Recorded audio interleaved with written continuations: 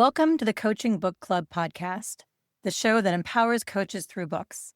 I'm Christy Stuber, and I'm here with my friend and co-host Ken McKellar, and today we're talking about Coaching with a Twist, Improv for Coaches by Betsy Salkind and Amy Washawsky. This book surprised me in the best way. If you've ever wondered how play, improv, and presence connect to powerful coaching, this one makes a compelling case and is a great bookend to the book we talked about earlier last year called Yes and. So here's what you can expect in this episode. First, we'll start with a quick overview of the book, what it's about, and why it matters to coaches like you. Next, we'll break down some key takeaways that stood out to us and share how you can apply these insights to your coaching practice. And finally, we'll explore how we're going to connect the real-world coaching challenges to what we learned from this book. Whether you've read this book before or are hearing about it for the first time, you'll leave with actionable tools to strengthen your skills. So let's get started. Hey, Ken. Hey, how you doing? Good. How are you doing today? I'm doing good. Yeah. Well, tell me what's interesting to you about this book. Well, first of all, this book, after reading it, I'm thinking of the poet, the great poet, Allen Iverson, when he says, practice.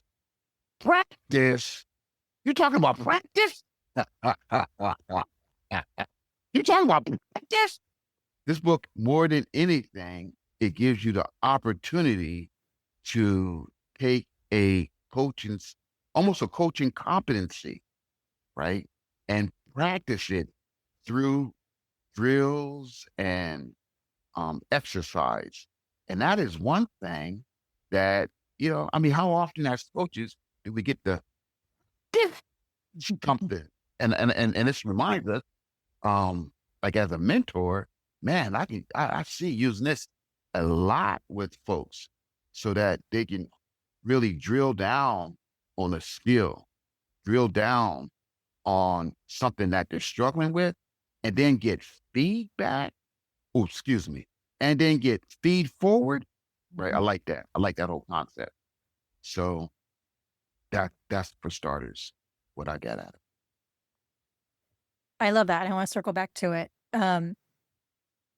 For me, it was the way they defined improvisation at the beginning of the book. They said, quote, improvisation is the heart of coaching. It's being in the moment, listening and responding. Play and creativity are not just fun features, they're fundamental to powerful coaching. And end quote. And it made me think about how improv is kind of what we do when we're coaching, right? It's like we're watching our clients, we're responding to what they're saying or doing. We're not performing, we're not scripting, we're not fixing. We are being there with them. And I love what you just said about the games. There's so many fun games in this book that we won't be able to get into. But the idea of practicing coaching skills through fun playing games versus practicing them through role plays or through peer coaching, which is what we often do in our coaching education, is so much more exciting to me. That's where learning happens. When we're relaxed and having fun, we can build the skill up even more. And so this is a great resource for that. I wonder what one of the key takeaways was for you. One of the key takeaways was the rules. Yeah. Yeah. Because when you think about improv, you think, hey, the beauty of improvs are there no rules. And kind of the way I took from it is like, the beauty of improv is not that there are no rules. The beauty of improv is that the rules are invisible, right? I mean, they're there, like yes and, right? And what is another one? It was yes and.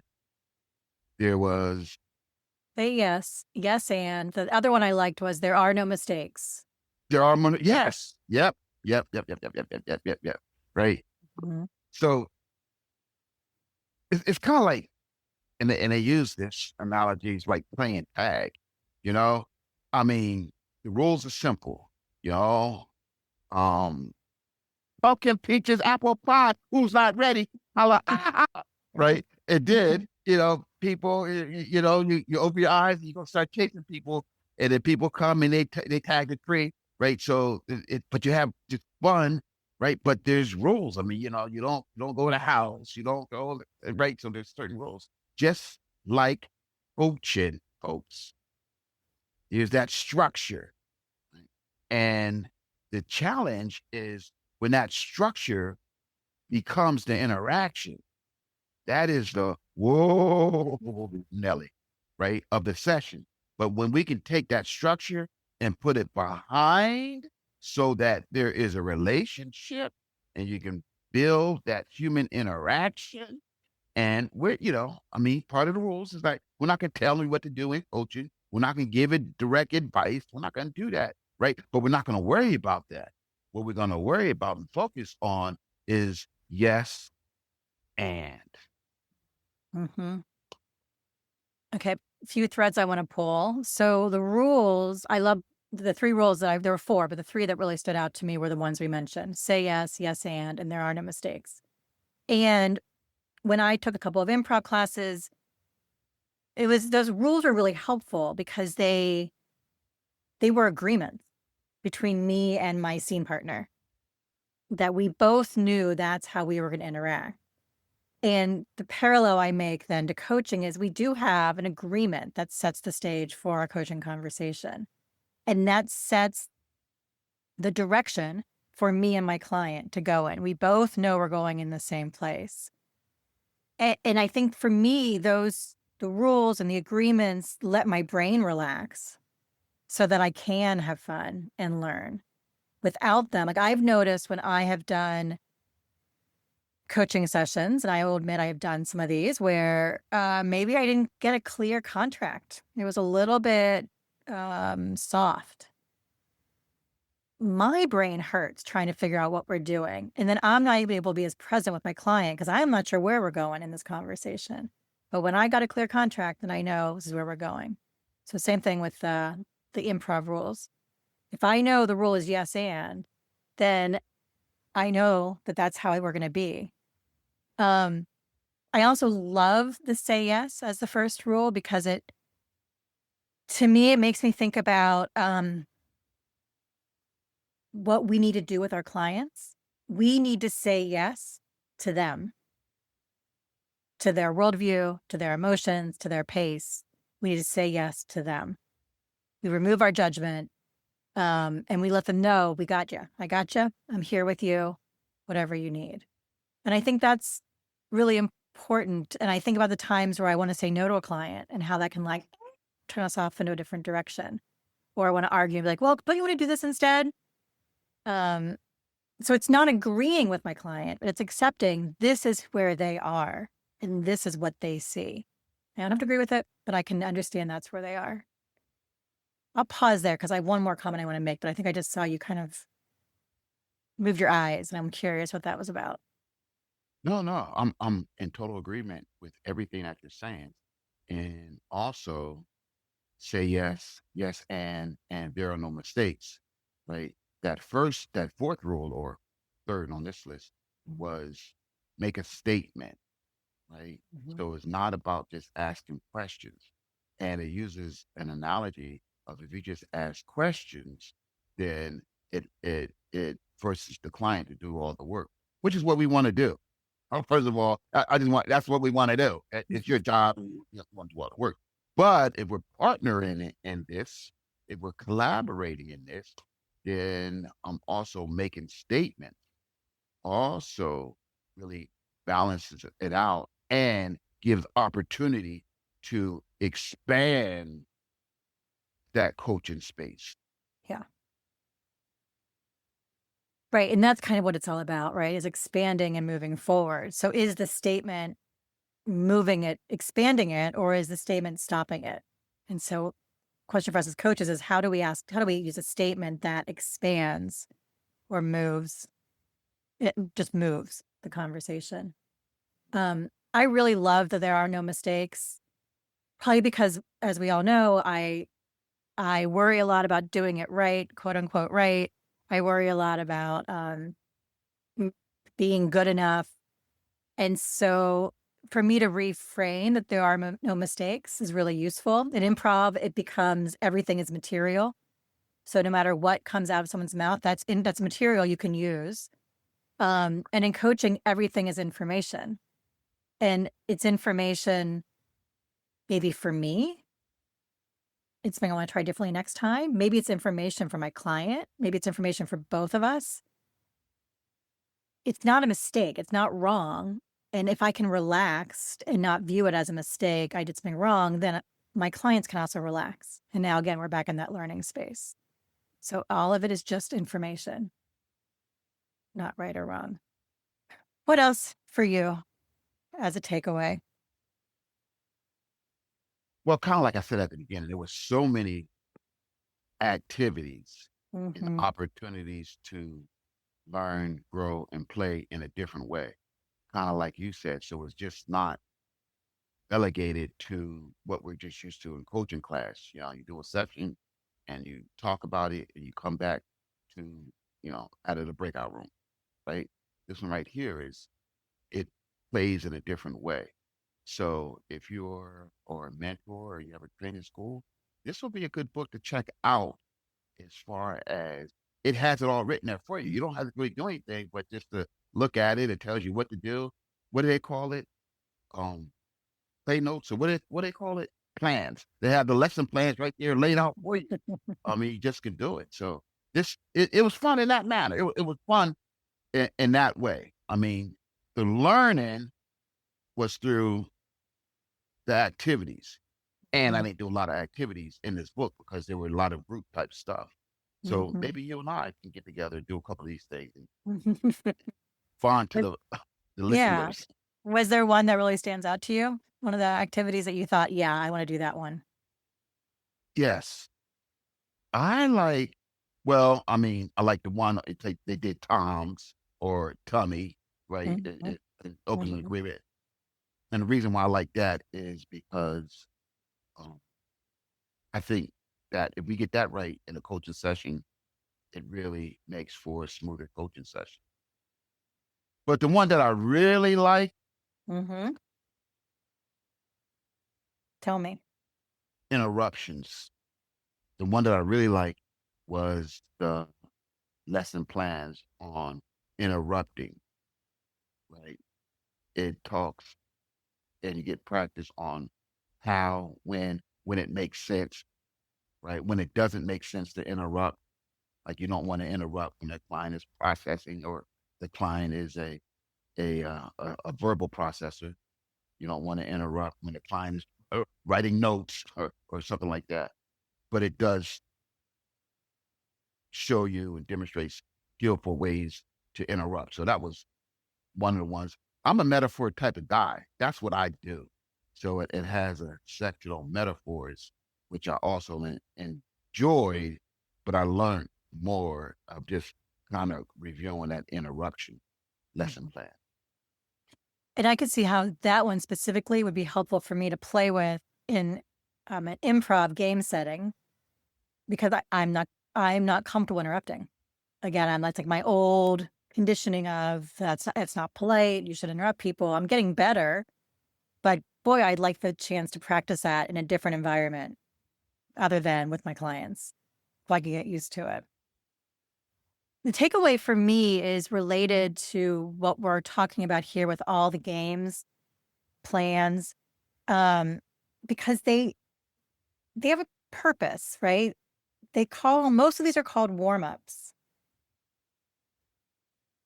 And in an improv, when I took my improv class, that was how we would transition from whatever I was doing before into the improv space. And we would do warm-ups or these games. And so they are designed to be a way for the group to come together in connection and playfulness and presence. And they worked amazingly well. They were super fun. They switched my brain from whatever I was doing into a more joyful space, and they got me more present into the space I was in. And what I thought about then from reading this is, what am I doing to provide myself transitional space before coaching sessions? What am I doing to create the sense of connection, playfulness, and presence inside of me before I log on the call to be with my client?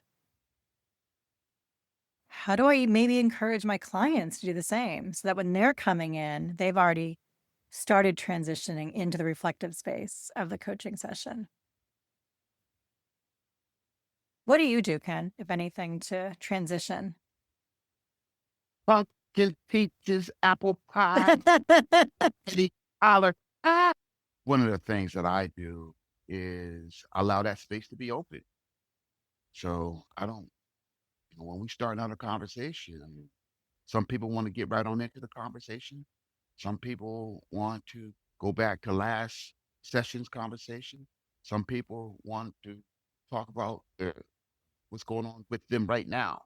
Got a lot of folks that's in dealing with weather, so they want to talk about that a little bit. So you don't want to get in the conversation and let you know that I'm struggling with weather or something that happened in their family. So I keep that space open because I also believe that's a part of the high five of a coaching relationship. I'm not even gonna tell you. You go back and listen to some other episodes, and I'll tell you. I say it almost in every episode. Uh, Surprised you haven't been quizzing us. Yeah, I mean, that's a question I'll ask people when they come into the coaching session is, what do you need to transition into this reflective space? And some people will say, oh, I need a glass of water. I need a bio break. And others will be like, no, I'm good. We can get started. yeah, So I yeah. try to ask that question. Um, so what are you going to take away from this book and apply to your practice? Well, I mean, I think I'm gonna take one of these exercises and just play with it. Invite a couple of folks to play with me on these exercises. That's the biggest thing. Mhm. Yeah. I'm going to take away something that is not an exercise, but it is used to prep one of the exercises. So they they recommended a motivational interviewing framework to responding to people who want to clients who have a request. Oh, Christy, tell me what to do. Oh, Christy, do you have a resource for? Oh, Christy. And I liked the questions that come from the motivational interviewing field. Um, they kind of parallel what I do, but I like these better. The questions are, instead of jumping into advice, instead of taking that bait, the questions you might want to ask are, what specifically are you looking for? What ways would this information be helpful for you? What do you already know about this? And then asking permission. May I share an idea? Would you be interested in a resource? And so I really like those questions a lot because I think it gives us more information. In Humble Inquiry, which we read previously, we talked about giving advice, just really kind of cutting into that relationship and being disruptive. And so here's a way to say, okay, maybe I do have a resource, but let me get more information first to make sure it's a resource that you'll actually find useful. And it's not just what I have, sitting right by me. So the idea of being collaborative and curious using those questions is what I'm going to be pulling into my practice. I like that. That's good stuff right there. That's good stuff. Thank you Mm. for sharing. Yeah. Thank you for listening. So that wraps up our discussion today on coaching with a twist. We explored how improv principles like yes and, the absence of mistakes, and the power of play can transform our coaching presence. And we hope these takeaways have sparked new ideas for your practice and inspired you to dig deeper into this incredible resource. Thanks for spending your time with us today. Your commitment to learning and growth is what this podcast is all about. If you enjoyed today's episode, make sure to subscribe to the Coaching Book Club on your favorite podcast platform so you never miss an episode. And in the show notes, you'll find a link to the book guide for this book so you can earn CCEs while you read. We'd also love to connect with you on LinkedIn. Follow us for more coaching insights and updates about upcoming episodes. And hey, we're always on the lookout for new books to review. If you've got a favorite that's made an impact on you, send us a message. It might be featured in a future episode. Thanks for being part of our community. And until next time, happy coaching.